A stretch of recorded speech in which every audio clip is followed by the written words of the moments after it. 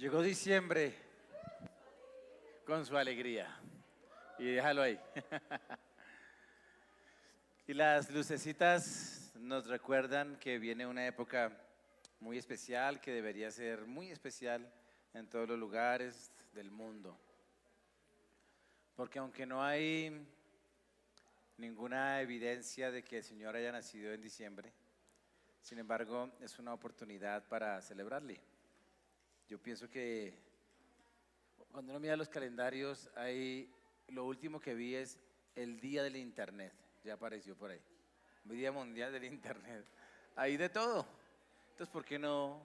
¿Por qué meterse uno con cosas y no dejar un día para recordar que el Rey de Dios vino aquí a la tierra, ¿no? Y eso es diciembre para nosotros y queremos que sea un mes de mucha bendición para la iglesia. Y cuando hablamos de diciembre, de alguna manera ya uno tiene la connotación de la Navidad, ¿cierto? Y la Navidad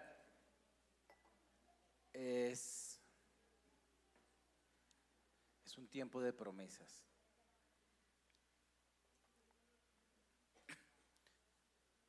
O de cumplimiento de promesas. Y en el peor de los casos, de incumplimiento de promesas. Donde de pronto se le dijo, si tal cosa, a final de año te doy esto, si haces esto o aquello, al final de año tendrás esto otro. O las promesas de dinero, ¿no? De 31. Este año sí voy a... Y para los niños, los que todavía tienen niños pequeños o recuerdan a sus niños pequeños, tratan a uno mientras su fe esté sana, mientras su confianza esté sana, tratan de arrancarle a uno promesas. Papá, mamá, ¿y si tal cosa me das tal cosa?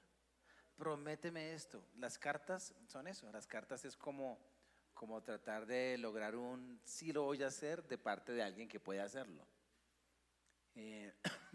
Por eso quiero iniciar este mes compartiendo un mensaje que he titulado Navidad, un tiempo de promesas, pero también es un tiempo de comunión y es un tiempo de santificación. Y hay dos promesas maravillosas. Bueno, sí hay dos promesas, limitémoslo a dos, tal vez tú encuentres más, pero voy a hacer énfasis en dos promesas de Dios que debes tener muy en cuenta. Porque estas no son promesas del papá, de la mamá, del abuelo, de la tía, del mejor amigo, del esposo o de la esposa. Son promesas de Dios. Y si son promesas de Dios, te aseguro que se cumplen. Porque el cielo y tierra pasará, pero su palabra no pasará. No pasará, ¿cierto que no? Entonces, hay que ponerle cuidado a las promesas de Dios. También hay que tener cuidado con lo que Dios no promete, porque a veces tenemos la expectativa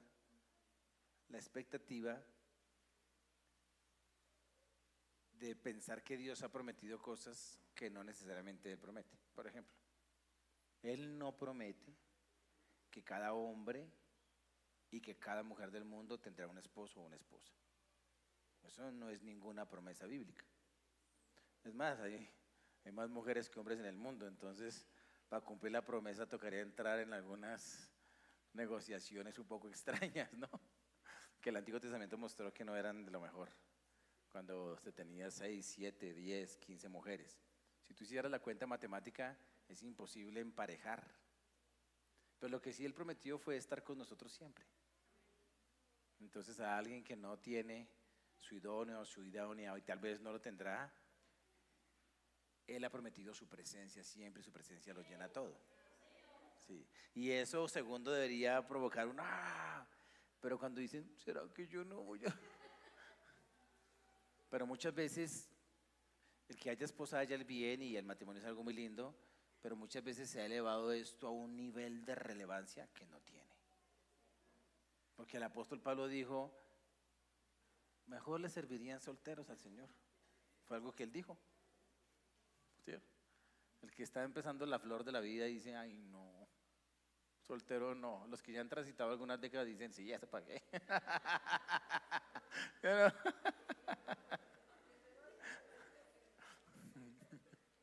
dependiendo de las experiencias. Por eso quiero que centres poderosamente tu atención en lo que Dios sí ha prometido, en lo que Él ha dicho y que se va a cumplir. Bueno, hay muchas, ¿no? Pero ya para destapar el regalo de una vez y dejar así como la expectativa, vamos a segunda carta a los Corintios, capítulo 5. ¿Qué le pedirías tú al Señor?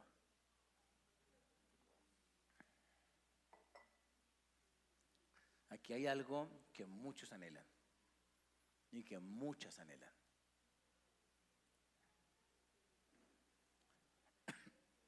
Capítulo 5, versículo 1. De hecho, voy a leer la Nueva Versión Internacional. De hecho, sabemos que si esta tienda de campaña en que vivimos se deshace, tenemos de Dios un edificio, una casa eterna en el cielo, no construida por manos humanas. Mientras tanto, suspiramos anhelando ser revestidos de nuestra morada celestial, porque cuando seamos revestidos, no se nos hallará desnudos. Realmente vivimos en esta tienda de campaña suspirando y agobiados, pues no deseamos ser desvestidos, sino revestidos, para que lo mortal sea absorbido por la vida. Es Dios quien nos ha hecho para este fin y nos ha dado su Espíritu como garantía de sus promesas. Una lectura descuidada podría llegar a interpretar: ay, Dios nos va a dar una casa, porque dice que habrá una morada, una casa, que será cambiado del cambuche, la tienda de campaña, una tienda que se arma y se desarma porque no es una morada fija, y que tendremos allá en el cielo un edificio. Otra leyenda, otra lectura descuidada, sería que nos va a dar, ¿cómo es que dicen ahora? El outfit, la pinta. Porque no seremos desvestidos sino revestidos, entonces una pinta nueva. ¿De qué está hablando él? ¿Cuántos quieren un nuevo cuerpo? Un cuerpo diferente al que tiene. Yo sí quiero uno diferente. Esto me tiene aburrido, me tiene cansado, cambié mi manera de caminar y de todo, mi manera de ponerme los pantalones. Yo sí anhelo un nuevo cuerpo.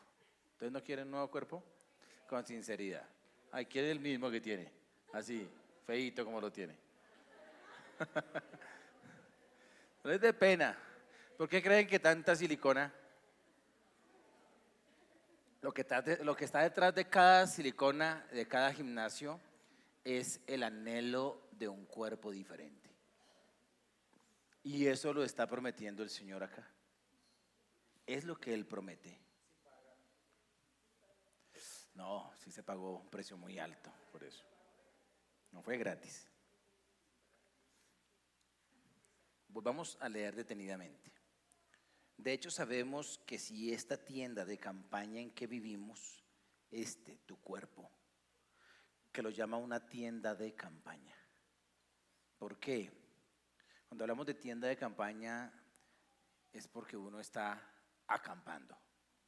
Y los que han acampado saben que esa no es su casa. Entonces, cuando hemos entrado al entendimiento del reino, sabemos que esta no es nuestra casa y que esto es una tienda de campaña temporal. Y dice allí, que si esta tienda de campaña en que vivimos se deshace, ¿cómo así se deshace? Entra en deterioro y se muere uno. De Dios tenemos un edificio, una casa eterna en el cielo, no construida por manos humanas. Mientras tanto, póngale cuidado, suspiramos anhelando ser revestidos de nuestra morada celestial. ¿Por qué suspira el apóstol? Suspira y anhela que nunca muera. Él está suspirando y anhelando por la transformación. Muchas veces, cuando ya entramos en años, bueno, es más grave cuando uno es joven, porque cuando uno es joven uno no espera ninguna enfermedad, ningún deterioro. Entonces, enfermedades juveniles, pues obviamente impactan un poco porque uno está empezando en la vida, pero luego de que tú has pasado los 40 y pico, ya empiezan los dolores y algunas cosas y tú sabes que la tiendita entró en deterioro o que ha venido en un deterioro pero que ahora se nota más. Y entonces empiezan las oraciones. Ay, que Señor, que quite esta enfermedad, que Señor, que quite esto, que aquello, que lo otro. Y como una resistencia a dejar la tienda de campaña. No queremos que el momento de dejar la tienda de campaña llegue. El apóstol que ha entendido lo que Cristo hizo, él anhela que ese tiempo llegue. Ahora, él no lo dice, no lo llama morir, pero es lo que nosotros entendemos como la muerte. Cuando una persona en Dios muere, se va a estrenar un cuerpo nuevecito. Es un cambio de morada. Él está diciendo, mientras estamos en esta carne, gemimos y anhelamos, porque si alguien sufrió en el cuerpo fue él. Lo apedrearon, lo persiguieron, hambres, ayunos, desvelos, naufragios, vivió una cantidad de cosas tenaces, que si un cristiano de hoy en día viviera diría, ¿y dónde está Dios? No veo a Dios, ¿por qué me pasa esto? No entiendo. No era su cosmovisión. Él decía, venimos en un deterioro, pero tenemos una promesa maravillosa, y es que algún día esto mortal será absorbido por lo inmortal. Y cuando celebremos algunos velorios, porque así debería ser en Cristo, no debería haber un temor a la muerte, sino que cuando ésta llegue, estemos preparados, y cuando llegue es una victoria, porque tendremos un cuerpo nuevo.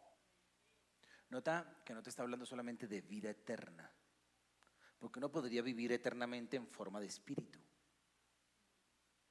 Te está hablando de vivir eternamente en un cuerpo.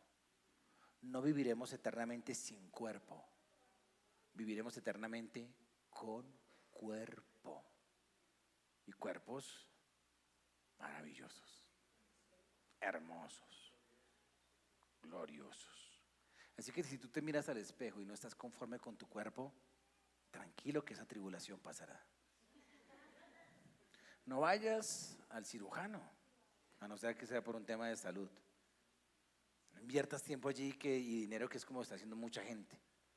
Deja los botox para los que no conocen este asunto. El bypass, si lo necesitas por un asunto de salud, pues te lo haces. Me lo recomendaron. Pero tendremos un nuevo cuerpo. Leí el libro y el testimonio de una mujer parapléjica, muy linda ella, pero con un daño que no le permitía moverse de aquí hacia abajo. Y llegó un hombre a compartirle del Señor. Ella se convirtió, se enamoró de él y él se enamoró de ella. Y él era un hombre con mucha fe, y entonces oró para que Dios la sanara y la levantara de la silla de ruedas, diciéndole que Dios podía hacerlo, y lo hizo efectivamente, hizo la oración, pero Dios no la sanó. Entonces, después de haber orado varias veces y ver que la sanidad no se efectuó, él la dejó. Él no estaba dispuesto a unirse con alguien que su cuerpo de aquí para abajo no respondía. Entonces la idea de tener hijos y una serie de cosas hizo que él dijera, yo me ilusioné. Ella conoció al Señor, obviamente, pero él quería una esposa. Y entonces uno quiere que esta historia, que es real, tenga un final allá, ella caminando, y ellos casándose y vivieron felices y tuvieron hijos. No es así, Dios no ha prometido eso.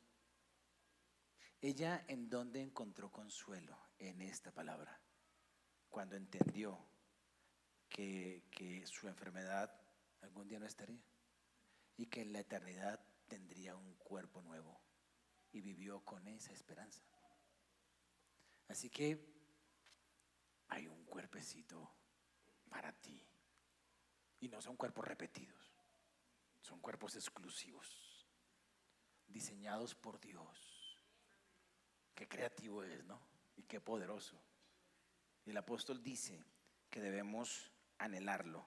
Suspiramos anhelando ser revestidos de nuestra morada celestial. No habrá enfermedad, no habrá dolor. Mientras estemos en este cuerpo será inevitable. Será inevitable. Algún día me van a despedir ustedes a mí porque creo que me voy a ir antes que ustedes.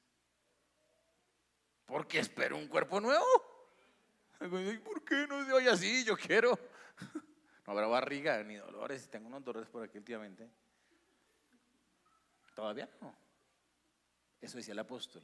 Porque necesito todavía estar porque hay tarea y trabajo por hacer. Pero cuando ese momento llegue, realmente él está diciendo, no queremos estar desnudos, sino revestidos. Por eso no lo llama muerte. Es como que viene algo superior a esta vida en deterioro y nos lleva a una vida mayor. Eso fue lo que pagó Cristo y es una promesa de Dios. Es una promesa de Dios. Yo creo en la sanidad divina. Y lo primero que hago cuando alguien tiene alguna enfermedad es orar.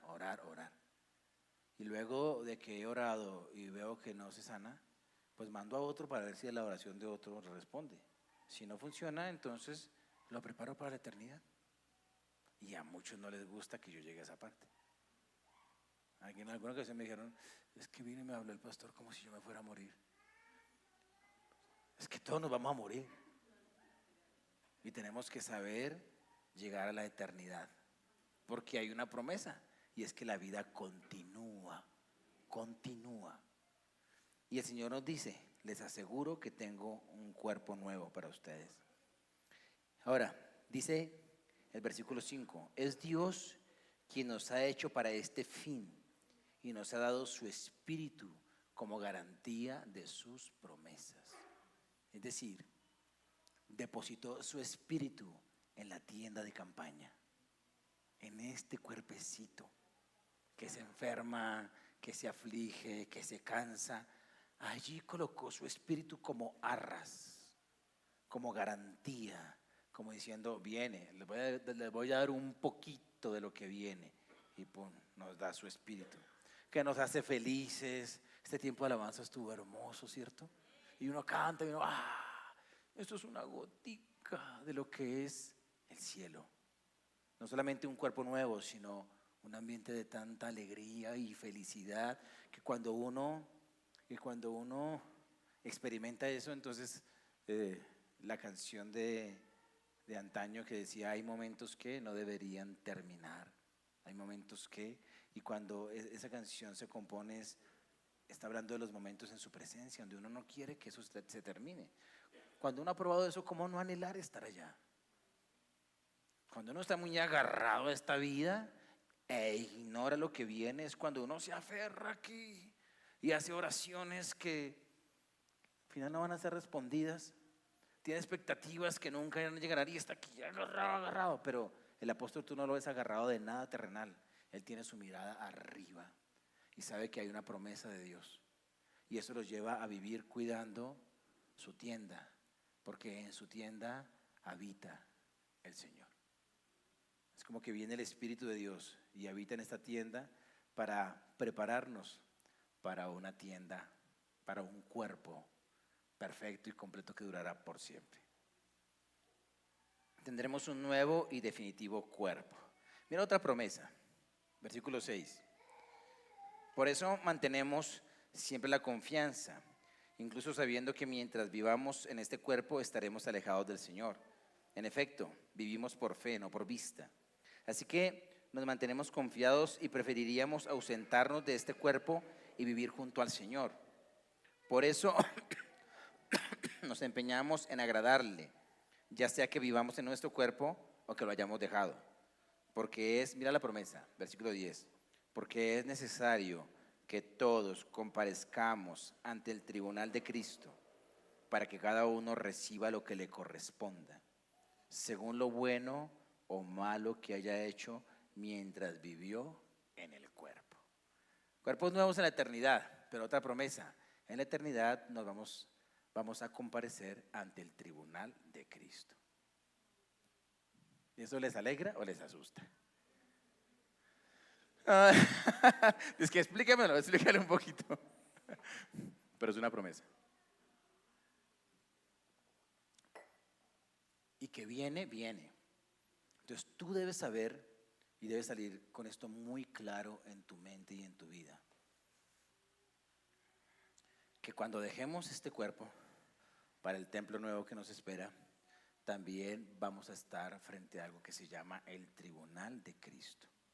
Tú vas a estar frente al tribunal de Cristo. Amén. Ok.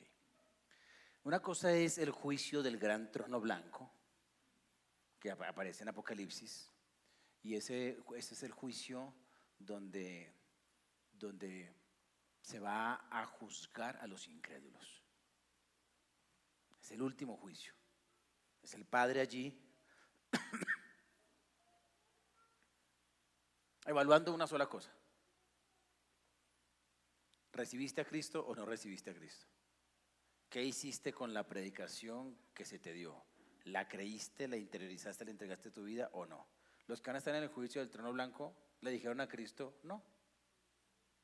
Entonces, por no haber aceptado la única salvación que hay, van al infierno.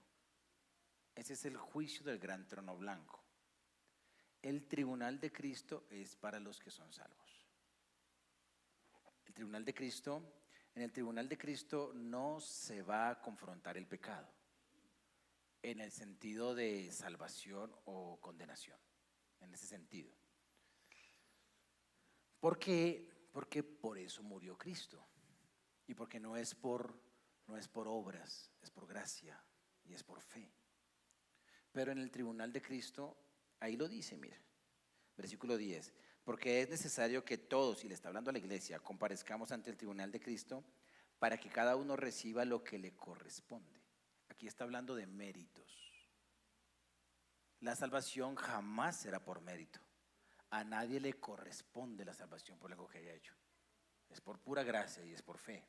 Pero en este tribunal a cada uno reciba lo que le corresponda, según lo bueno o malo.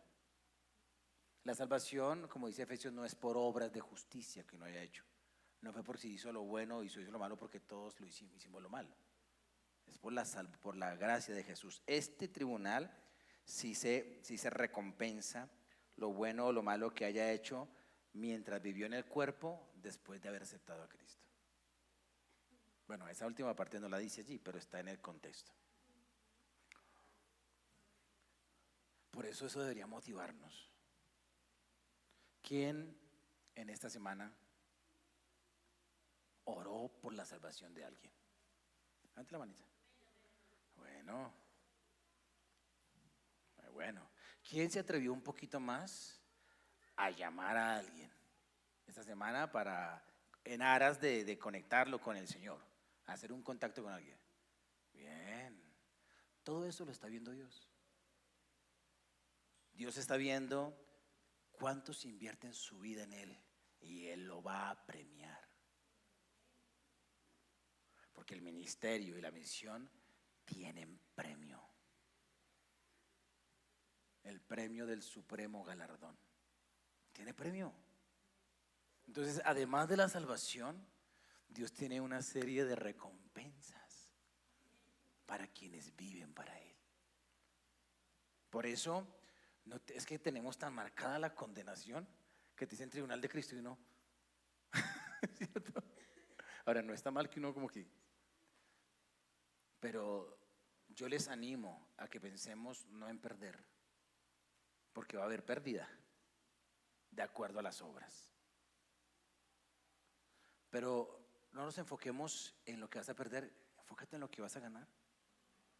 Y si no lo has hecho, a partir de hoy quiero hacer la inversión más importante que yo pueda hacer, que es invertir mi vida en el Señor, porque Él te da recompensa. Hay personas que no van a tener recompensa. Uno, porque no hicieron nada.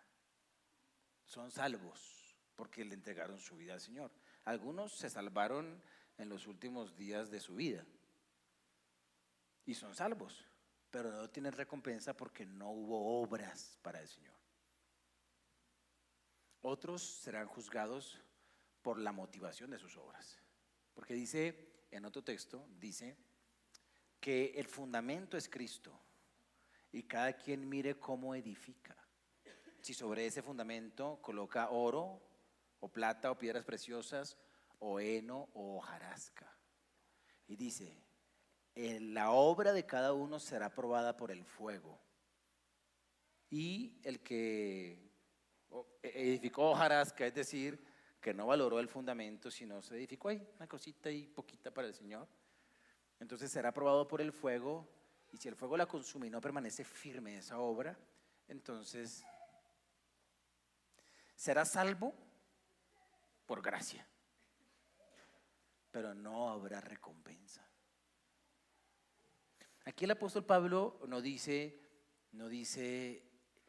tú te imaginas el gozo con el que él sale de la mazmorra cuando Nerón ordena decapitarlo.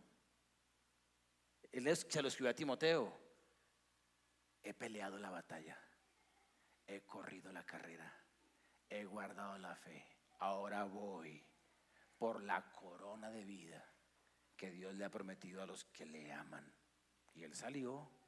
Por eso ellos enfrentaron la muerte de una manera tan heroica, porque ellos sabían que eso era un segundo, 5 minutos que antecedían a la gloria. Y están allí con la recompensa. Si tú lees Apocalipsis, las exhortaciones que hay para cada iglesia, verás que después hay recompensas muy claras. Al que venciere yo le daré. Y eso es el tribunal de Cristo, donde lo bueno o lo malo que hayamos hecho será recompensado. ¿Por qué no hacer lo bueno? O sea, no lo miremos con miedo, miremoslo con anhelo. Por eso, frente a estas dos promesas, tiene que haber una respuesta. No hay nada más terrible que cuando uno regala algo y a la media hora se dañó, ¿no? Uno tiene que cuidar lo que Dios ha prometido. ¿Qué actitud debemos tomar frente a estas dos promesas? Vivamos con confianza. Porque dice el apóstol en el versículo 6, por eso mantenemos la confianza, incluso sabiendo que mientras vivamos en este cuerpo estaremos alejados del Señor. Y dice, vivimos por fe y no por vista, porque estas verdades y estas promesas deben crear una cosmovisión. ¿Has visto el nuevo cuerpo? No, pero que viene. ¿Hay recompensas? ¿Las has visto? ¿Sabes? ¿Hay algún lugar donde te detalle qué va a dar Dios? No, pero Él ha prometido que lo va a hacer y lo va a hacer. Vivimos por fe. Este mundo vive por vista. En el mundo en que nos movemos continuamente vive por vista. Por eso algunos cristianos se afligen porque no ven algunas cosas materiales o familiares. No veo. Pero cuando hablamos de vivir por fe, es que mantenemos una óptica en lo celestial. Y cuando nuestra óptica en lo celestial permanece, tu vida es una vida llena de gozo. Es increíble que en este contexto el apóstol Pablo habla de todo lo que ha sufrido en esa tienda temporal, pero él permanece firme por la visión que tiene de la misma vida. Nosotros debemos vivir en confianza del cumplimiento de sus promesas. Luego dice, mira que esto cobra mucho sentido en lo que está allí en el texto, porque él dice en el versículo 8, así que nos mantenemos confiados y preferiríamos ausentarnos de este cuerpo y vivir junto al Señor. Versículo 9, por eso nos empeñamos en agradarle. Y agradarle es una de las metas que deberíamos tener cada día. Debería ser una de las motivaciones que tenemos antes de cada decisión. ¿Esto le agrada al Señor o esto no le agrada al Señor? A partir de esa cosmovisión y entendimiento, el apóstol, de que se pararía delante del que lo salvó Y no solamente para decirle gracias por la salvación, sino el que lo salvó le diría, vamos a ver cómo invertiste tu vida después de que te salvé. Eso lo llevó a decir, quiero vivir cada día para agradarle lo que yo quiero. Y le dice a Timoteo después más adelante que debemos presentarnos como obreros, que no tenemos de qué avergonzarnos, ¿cierto? Que le agradamos.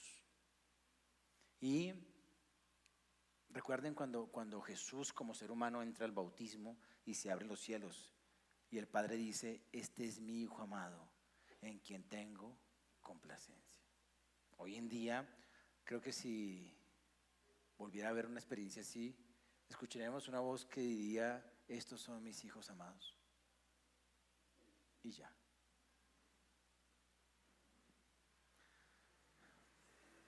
Porque yo me pregunto y yo digo, uy, yo he hecho cosas que no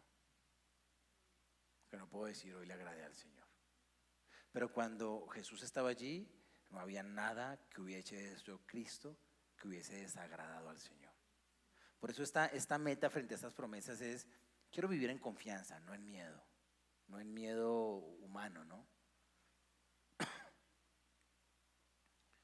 Y quiero vivir para agradarle.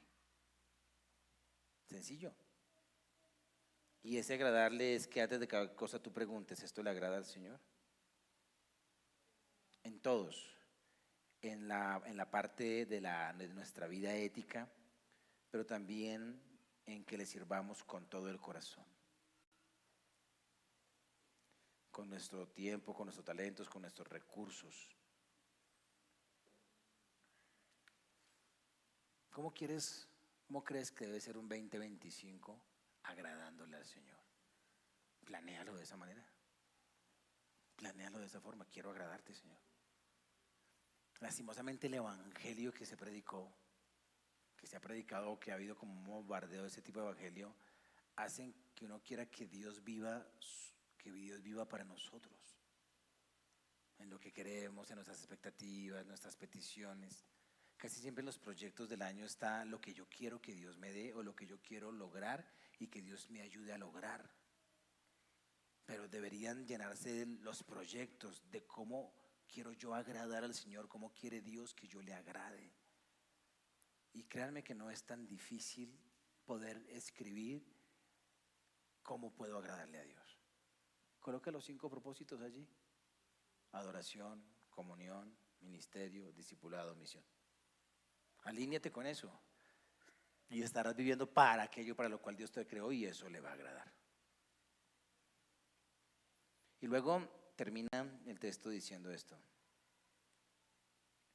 Después de lo del tribunal de Cristo dice, por tanto, versículo 11, como sabemos lo que es temer al Señor, tratamos de persuadir a todos, aunque para Dios es evidente lo que somos, y espero que también lo sea para la conciencia de ustedes. Mira que la base del por qué él tiene ese entendimiento y vive así, es porque él logró entender lo que es el temor del Señor. Y por ese asunto del temor del Señor, entonces llegó a una iglesia, que es la iglesia de Corinto, que andaba un poquito desentonada. Era una iglesia grande, tal vez era una mega iglesia, porque había de todo, todos los ministerios, todos los dones, todos los talentos estaban allá. Habían milagros, sanidades, lenguas, porque el apóstol dijo, no les falta nada en cuanto a ningún don. Habían allá pastores, fluían en la profecía. Pero es allí donde el Señor tiene que decirle, pero ustedes no andan sino divididos. O sea, la comunión entre ustedes se rompió. Unos dicen soy de Pablo, otro de Apolos, otro de Cefas. Y tú ves que la carta a los Corintios comienza a confrontar una serie de cosas. Por ejemplo, dice allí, he escuchado de uno que duerme con la esposa de su padre. Y ahí en otro caso dice, al fulano tal que hizo tal cosa tan terrible, se lo he entregado a Satanás. Y cuando tú comienzas a mirar los abusos de la cena del Señor, la cena del Señor se había vuelto un relajo. O sea, la carta a los Corintios era una congregación que quiero estudiar. Pero en medio de ese asunto el Señor dio unas perlas. Y Él está escribiendo a ellos. Nosotros que hemos entendido el temor del Señor, por eso es que les decimos, vean, viene un cuerpo nuevo. En este tabernáculo temporal que ustedes tienen, esta tienda de campaña, ahí está el Señor, esas las arras. Es la garantía de que viene algo mejor para ustedes. Y además de eso, vamos a enfrentar el tribunal de Cristo. Entonces, esforcémonos para agradarle al Señor. Nosotros que hemos entendido el temor del Señor, se lo decimos. Es lo que está diciendo el apóstol Pablo a grosso modo. Ahora, continuemos un poco más adelante en la carta. Frente a las promesas de Dios debemos cuidarlas, amarlas. Debemos vivir para agradarle, tomarlas con confianza y buscar crecer en el temor del Señor. Mira cómo dice más adelante en la misma carta a los Corintios, pero en el capítulo 6, versículo 14.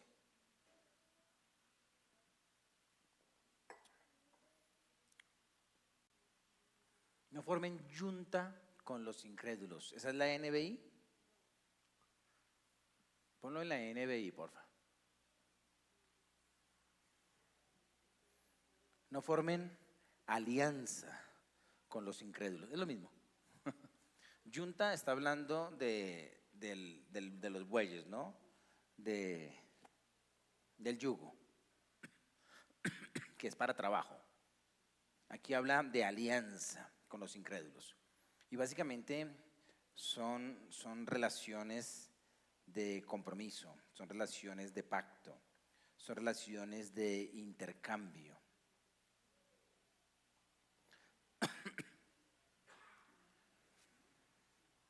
No formemos alianza con los incrédulos ¿qué tienen en común la justicia y la maldad? ¿O qué comunión pueden tener la luz con la oscuridad? ¿Qué armonía tiene Cristo con Belial?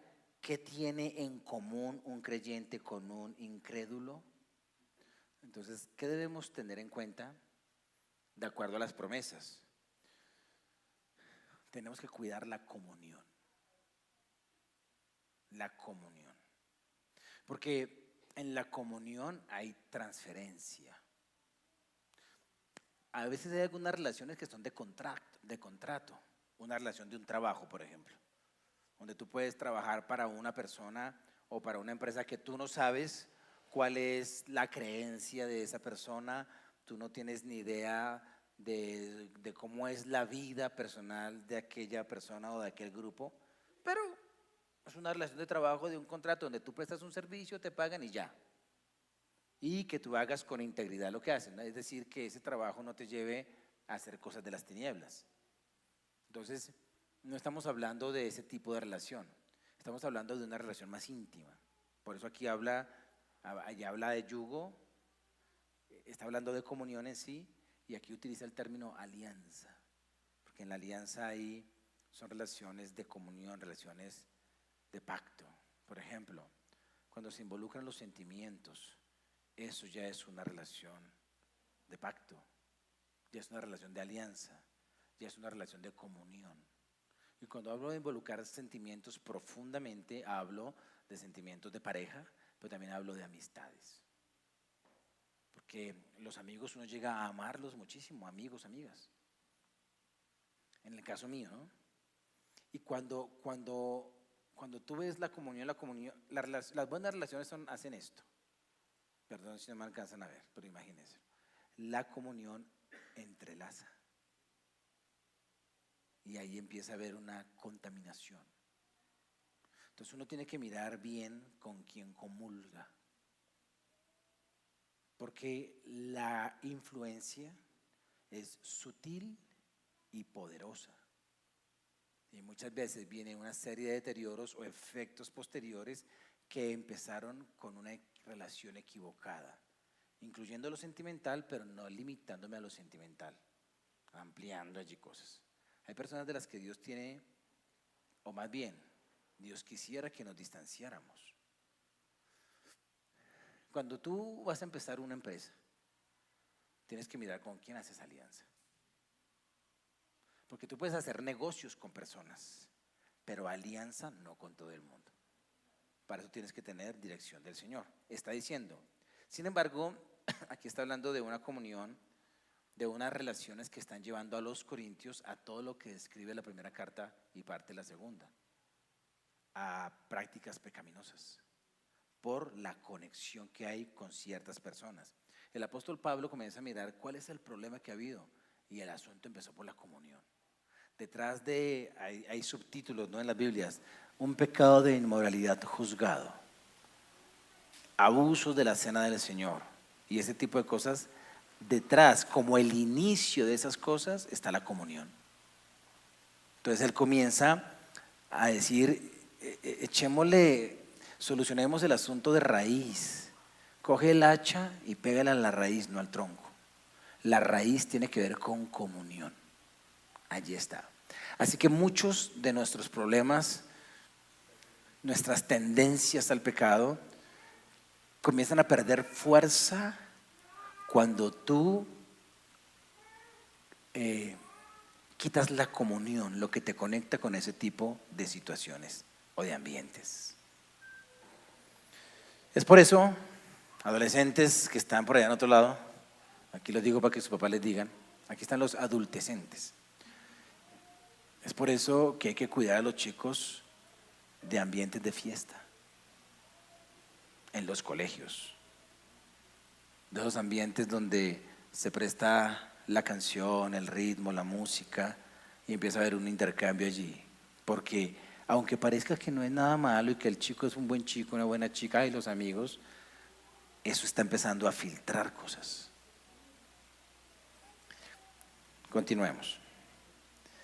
Dice el versículo 16: ¿en qué concuerdan el templo de Dios y los ídolos? Los ídolos son cosas que metemos en el templo de Dios. Una casa que pagó Jesús con su sangre, y metemos otras deidades allí. Eso es completamente absurdo. Y él está diciendo en pregunta retórica, ¿en qué concuerdan? O sea, es un templo. ¿Por qué le metes otro espíritu, otra presencia que no es la de Dios? Otra persona, otro nombre. ¿En qué concuerdan el templo de Dios y los ídolos? Porque nosotros somos templo del Dios viviente. Somos templo del Dios viviente. Entonces, cuidemos la comunión, cuidemos el templo. Porque vamos a comparecer frente al tribunal de Cristo. Y una de las cosas que Él va a decir es, ¿qué hiciste con la casita que compré? Con ese cuerpo, el cual pagué con sangre y limpié con sangre, para habitar allí, y te di la primicia que es el Espíritu Santo. ¿Qué hiciste con el cuerpo? Y si respondemos, lo utilizamos para glorificar a Dios, maravilloso. Pero si decidí meterle marihuana, embriagarme, si decidí hacer con el pecado sexual, pues así te salves, allá Él te va a decir, porque no era para eso. Y aquí está diciendo, cuidemos el templo, porque somos templo del Dios viviente. Y coloca unas promesas del Antiguo Testamento, donde muestran que ese siempre ha sido el deseo de Dios. Dice, como Él ha dicho, viviré con ellos y caminaré entre ellos, y yo seré su Dios, número 1. Y en relación con ese Dios seremos su pueblo. Siguiente texto. Por tanto, Él, Señor. Inicialmente seré su Dios y yo seré mi pueblo. Aquí, por tanto, Él, Señor. No solamente habla de Dios, sino del Señor. Por tanto, el Señor añade, salgan de en medio de ellos y apártense, no toquen nada impuro y yo lo recibiré. Número 3, y yo seré un padre, Dios, Señor y Padre. Yo seré un padre para ustedes y ustedes serán mis hijos y mis hijas, dice el Señor todopoderoso.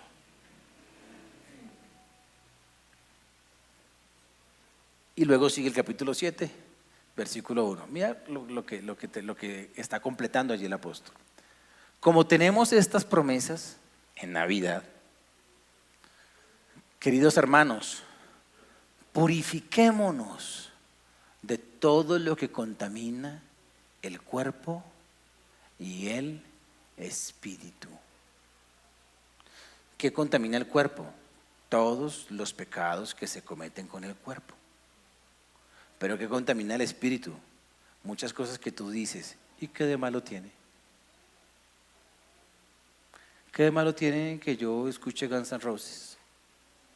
¿Y qué de malo tiene un poquito de Iron Maiden que vino hace poquito? ¿Y qué de malo tiene esto y aquello y lo otro? ¿Y qué de malo tiene tal amistad, tal muchacho? ¿Y qué de malo tiene? Contaminan el espíritu. Entonces está diciendo que por las promesas que tenemos, purifiquémonos. Purifiquémonos. ¿Cuáles promesas tenemos? Cuerpo nuevo, templo nuevo, para vivir eternamente en un templo que no se daña, en un cuerpo que no se daña. ¿Qué vamos a hacer en ese cuerpo? No tengo ni idea, pero será maravilloso. Si en medio de esta campaña que va en deterioro vivimos cosas buenas, ¿cierto? Como irnos para San Gil, ¿cierto? Como estar allá en Guateque, como estar allá en Estados Unidos, como ir a disfrutar el frío de Tunja. A mí me gusta el frío. O el calorcito de Melgar. Y aquellos que dicen, ay, qué rico, un spa. Imagínense lo que es el cuerpo nuevo. Es algo. Y además de eso, como tenemos estas promesas, y es que compareceremos frente al tribunal de Cristo, entonces purifiquémonos. ¿Sí o no? Es sencillo. Purifiquémonos de todo lo que contamina el cuerpo y el espíritu para completar en el temor de Dios la obra de nuestra santificación. Por eso Navidad es un tiempo de promesas, de comunión y de santificación. Voy a pedir que me muestres el versículo que sigue, el 2.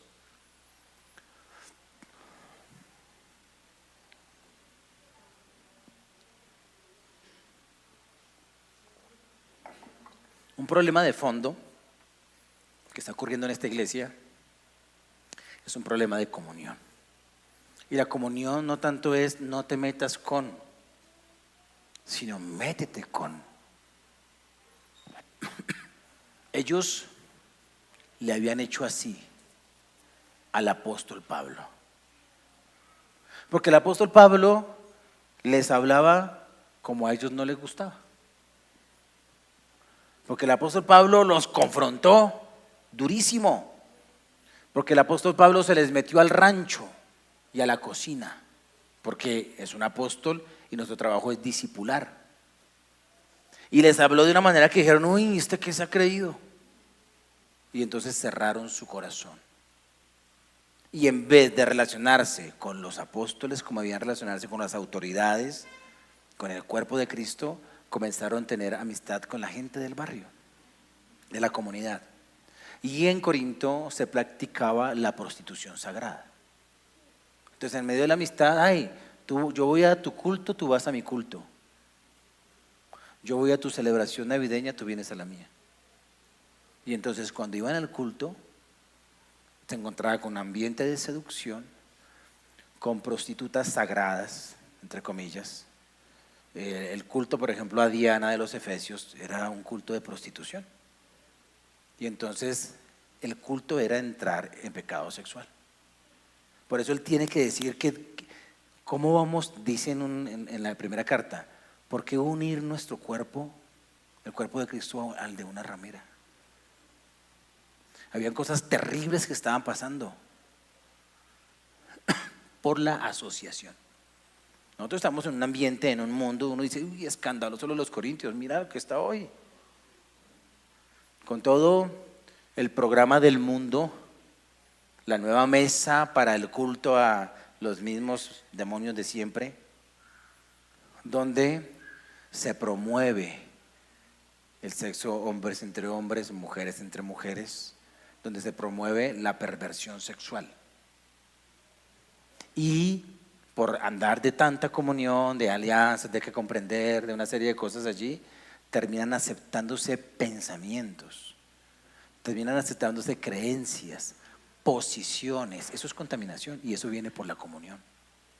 A tal punto que hay países que ordenan ministros, hombres que se casan con hombres, mujeres que se casan con mujeres. Eso podrá ser muy aceptable en el mundo, en el reino de Dios no es así. Personas que escuchan este video y los que están acá, nosotros nos regimos por lo que dice la Biblia, las Escrituras, y eso jamás será viable en el reino de Dios, porque es pecado y es perversión. Cuando uno comienza a aceptarlo, es por la comunión que hay.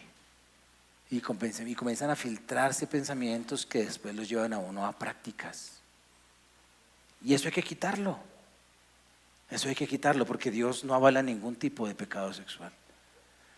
La sexualidad de la única manera en que es legítima es en el matrimonio hombre con mujer. Y estando hombre con mujer, que sea el lecho sin mancilla. Es decir, que entre hombre y mujer no haya lujuria, lascivia. Porque alguien que diría, no, es lo heterosexual, no, es lo puro. Lo puro. Entonces uno tiene que limpiarse de toda contaminación. Porque puede un hombre y una mujer cristianos estar viendo una película que no debe ver y ser instados a practicar, porque es pecado, porque es contaminación. Permítame, perdonen que ahonde un poquito en esto, pero tengo que ser claro. Y eso, cuando entramos en comunión, en cosas que contaminan. Entonces tenemos que cuidar nuestros oídos, nuestros ojos, nuestros gustos. Hay cosas que no debemos entrar en comunión. Y entrar en comunión con el Espíritu de Dios que está ahí dentro de nosotros diciendo, hey, quiero estar contigo un rato, ven, prueba un poco de eternidad. Ven, prueba lo que es bueno, ora, adora, ven. Y aquí está diciendo el apóstol Pablo, ¿cómo nos purificamos? Con el temor del Señor. Está diciendo, iba a leer el versículo 2. En medio de esta comunión con afuera, ellos rompieron su comunión con el apóstol que les plantó la semilla. Porque la iglesia de Corinto nació cuando el apóstol fue a pisar Corinto y predicó. Por eso él les dice, ustedes podrán tener muchos padres, muchos mentores, pero su padre soy yo. Él dice, algunos han venido a edificar, pero quien puso el fundamento fui yo, y ustedes ahora me están rechazando. Me están diciendo, no queremos nada contigo, cuando él fue el que los plantó. Y él dice, yo los amo, ustedes son importantes para mí, mi corazón con ustedes no se ha cerrado, pero mira, hagan lugar para nosotros en su corazón. A nadie hemos agraviado, a nadie hemos corrompido, a nadie hemos explotado. Cuando tú lees toda la carta te vas a dar en cuenta que la iglesia había cerrado la comunión con quien debía tenerla y había abierto la comunión con quien no debía tenerla. Tú debes estar al lado de alguien que te forme, al lado de alguien que te discipule. Debes anhelar y buscar el discipulado, y discipulado es formación de personas que estén conectadas con Dios. Navidad es un tiempo de comunión, para mal o para bien. Comunión con Belial o con Cristo, con los dos al tiempo no se puede. Es un tiempo de relaciones, pero tienes que decidir con quién te relacionas. Por eso muchas veces hay cristianos que viven bien 11 meses y el mes 12 se descarrían. Están en la fiesta que no deben estar, con quien no deben estar, con el chucuchuco que no deben estar. Todo empieza por la comunión, porque uno dice, claro, la santidad complicada, no es tan complicada, cuida la comunión. ¿Cómo te alimentas para tener la comunión? Para cuidar la comunión y para proyectarte a hacer las cosas bien. pues proyéctate a las promesas. Este cuerpo que a veces el enemigo nos insta a que pequemos, piensa en que tú vas a tener un cuerpo nuevo. Y un cuerpo nuevo para la morada de Dios en el Espíritu. Mientras tanto, cuida esta tienda de campaña que se va deteriorando, se va enfermando, se va agostando. Pero ahí está el Señor, en esa tienda de campaña. Protégela, hónrala. Y mientras estemos en este cuerpo, vivamos agradecidos en este tiempo de promesas, de comunión, de santificación. Entonces, programa diciembre y enero. De tal manera que alimentes el temor de Dios. Porque dice, devuelve el versículo 1, por favor. Ahí está algo muy importante de lo que es el temor del Señor y el para qué. Como tenemos estas promesas, queridos hermanos, purifiquémonos de todo lo que contamina el cuerpo y el espíritu. Nota que esta purificación depende de nosotros. Para completar en el temor de Dios la obra de nuestra santificación. Esa la completamos nosotros. Instando, anhelando, buscando el temor del Señor.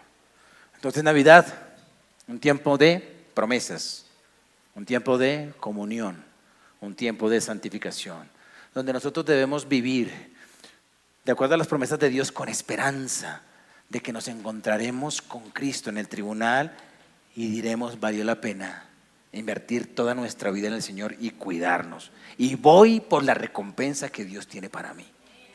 Voy por la recompensa que Dios tiene porque invierto mi vida orando, evangelizando, cuidando, ayudando en los grupos pequeños, ayudando en la iglesia, invirtiendo mi profesión, mis recursos en la obra de aquel que derramó su sangre. Y vas a tener recompensa por eso. Vive por esa recompensa. Eres templo de Dios.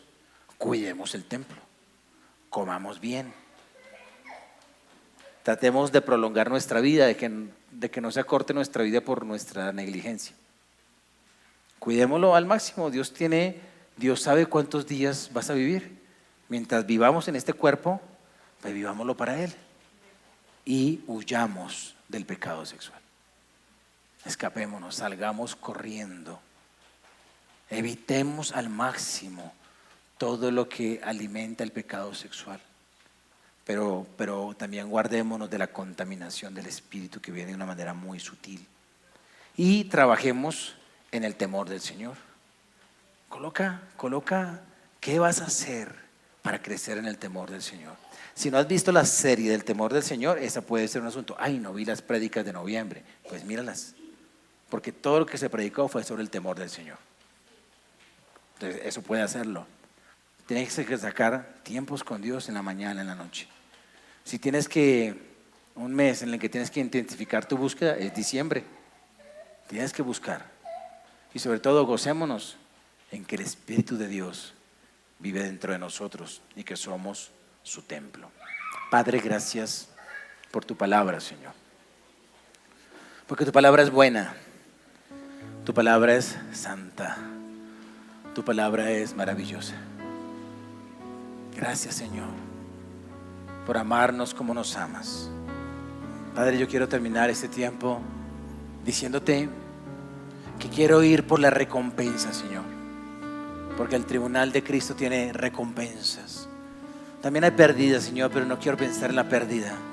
Quiero pensar en la recompensa, Señor.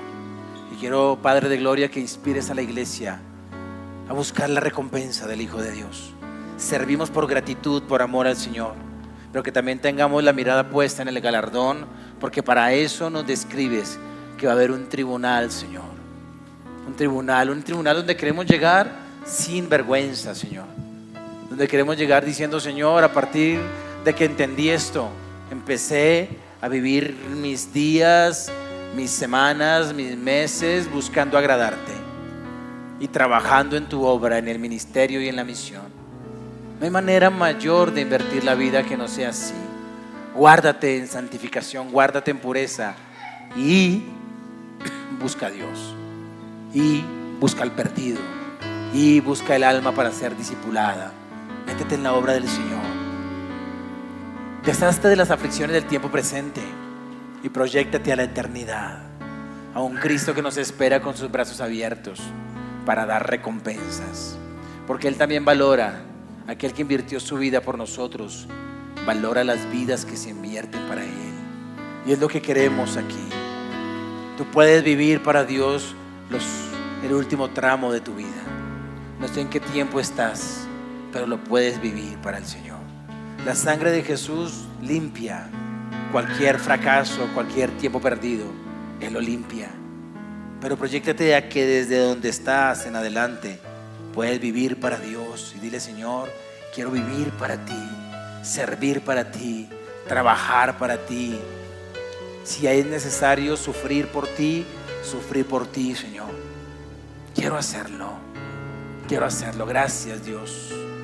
Oro, Padre de gloria, para aquellos que a veces la vida les fatiga, Señor, cuando ven cosas sin resolver, Dios, o porque viven situaciones particulares que causan una tristeza continua, Señor.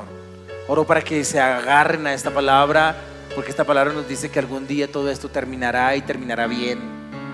Terminaremos con un cuerpo nuevo, con un templo nuevo, con una vida nueva, con una situación nueva, completamente nueva. Es decir, las aflicciones del tiempo presente no son comparables con la gloria postrera que en nosotros ha de manifestarse, Señor. Gracias, Dios, que vivamos con visión de eternidad, bendito Rey, y que este tiempo de Navidad, Señor amado, recordemos las promesas de Dios que son en el sí y en el amén, Señor.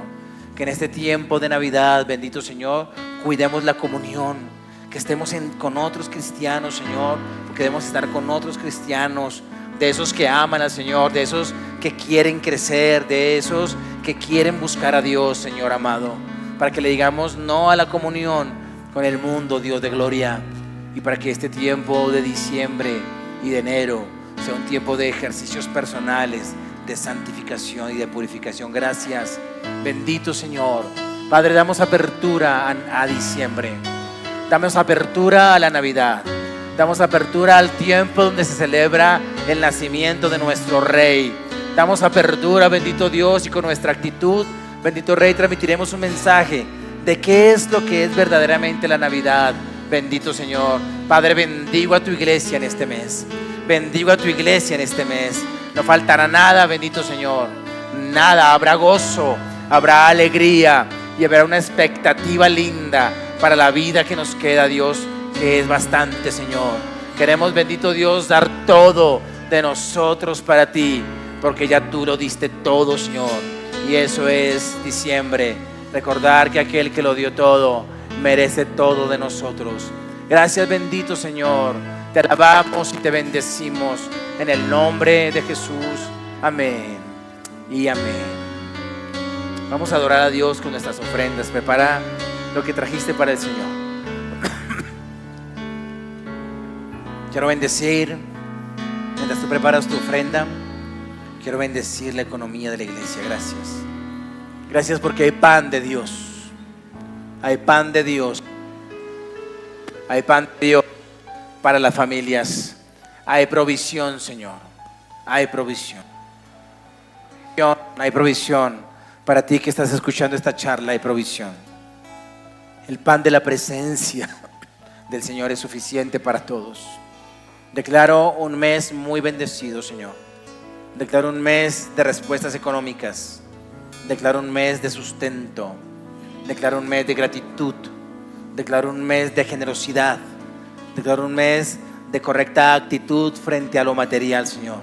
En el nombre de Jesús declaro un mes de protección. Pido protección sobre tu pueblo, Dios. Protección, Señor. En el nombre de Jesús. Gracias, mi Dios. Amén y amén. Ven con alegría y deposita tu ofrenda en este lugar.